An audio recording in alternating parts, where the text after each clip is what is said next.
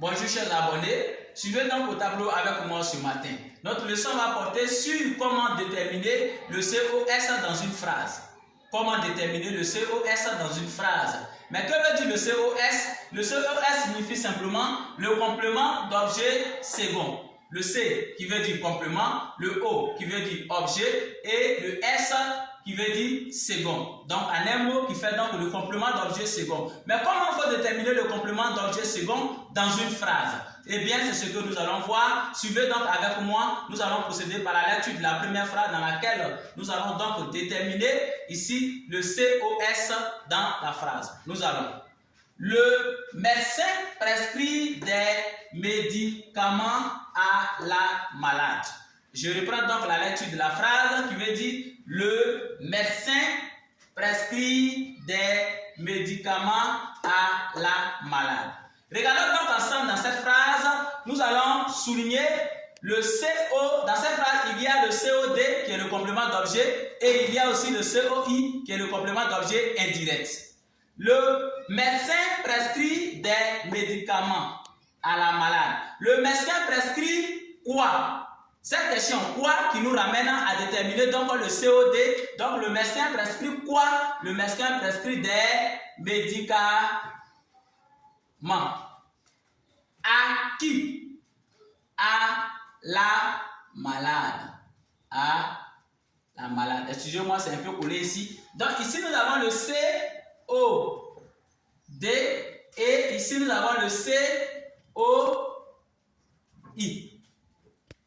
Ça va? Nous allons continuer. On va revenir tout à l'heure au COS, mais nous poursuivons avec la deuxième phrase. Grand-père raconte une histoire aux enfants. Grand-père raconte quoi? Une histoire.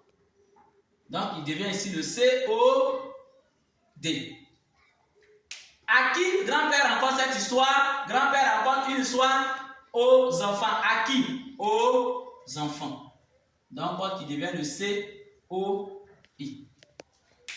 Jusque-là, nous ne voyons pas encore le COS dans cette phrase.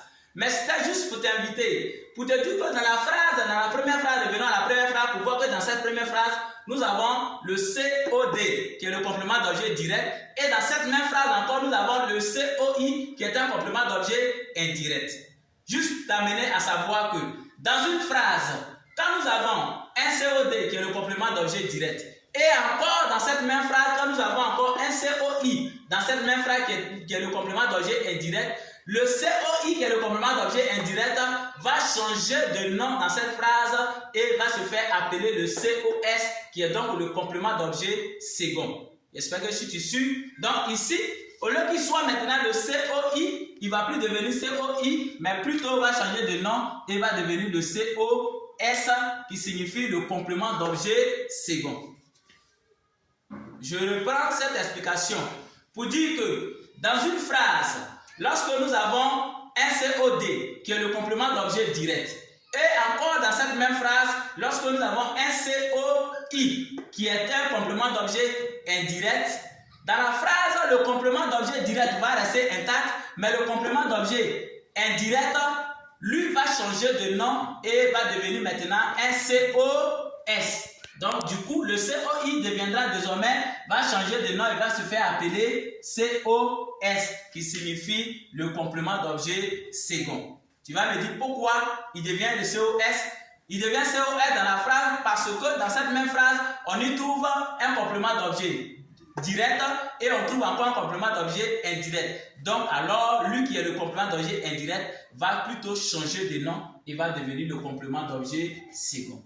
Merci. C'était juste l'appréciation et ce que nous pouvons apporter comme une aide pour vous amener à mieux comprendre et à savoir déterminer donc un COS dans une phrase. Merci et à très bientôt pour une nouvelle leçon.